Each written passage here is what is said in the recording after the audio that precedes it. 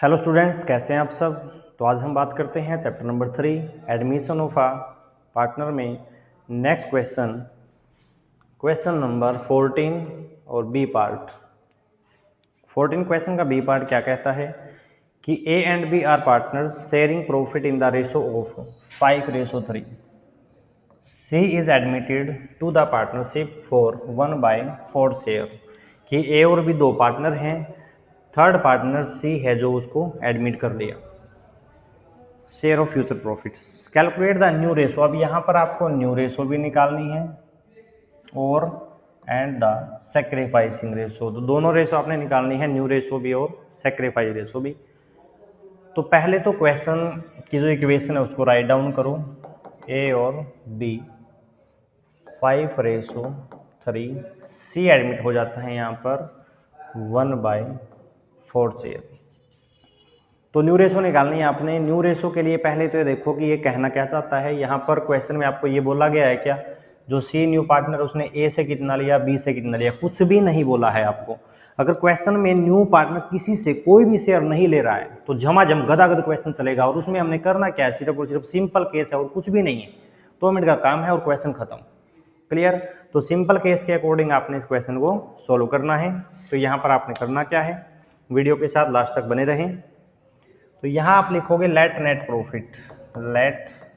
Profit is equal to 1, c's share 1/4। उसके बाद हम लिखेंगे रिमेनिंग शेयर 1 - 1/4 यानी कि 3/4।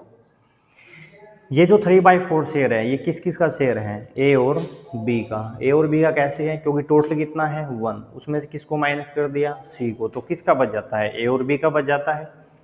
तो सिंपल केस में आपने करना क्या है, रिमेनिंग शेयर की प्रॉफिट शेयरिंग के साथ क्या कर देंगे, मल्टीप्लाई कर देंगे। तो यहाँ लिखोगे आप एज शेयर, उसके बाद आप लिखोगे बीज शेयर, उसके बाद आप लिखोगे सीज शेयर, क्योंकि न्यू रेशो सभी की आएगी।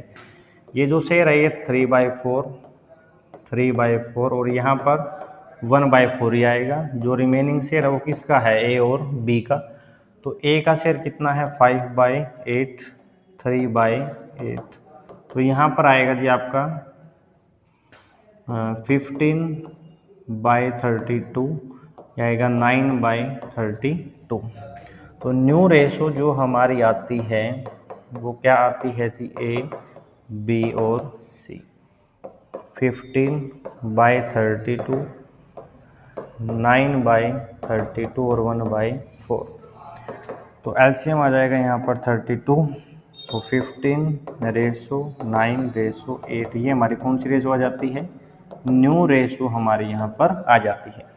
अब आपने इसमें कैलकुलेट और क्या करना है, सैक्रिफाइसिंग रेशो आपने निकालनी है।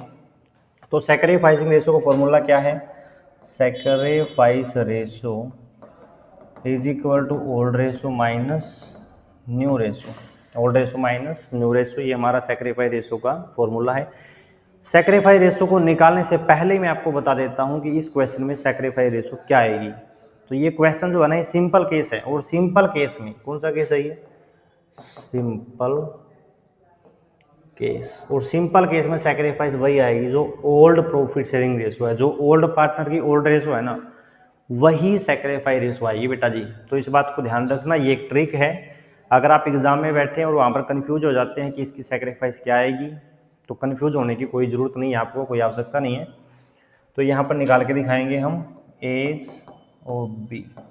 तो ए का जो शेयर है ओल्ड कितना है 5/8 और 3/8 माइनस न्यू शेयर जो आपने अभी निकाला है ये 15/32 और 9/32। तो यहाँ पर 32 एलसीएम आ जाता है भाई। 20 - 15 तो 5/32, 12 - 9 यानी कि 3/32। तो सैक्रिफाइस रेशो ए और बी 5:3 वही आ जाएगी जो आपकी ओल्ड प्रॉफिट शेयरिंग रेशो है ओल्ड पार्टनर की। तो तो न्यूमेरिकल आपको समझ में आया या नहीं आया, इसके लिए हमें कमेंट करके ज़रूर बताएं। और नेक्स्ट क्वेश्चन के लिए मिलते हैं नेक्स्ट वीडियो में। Thank you.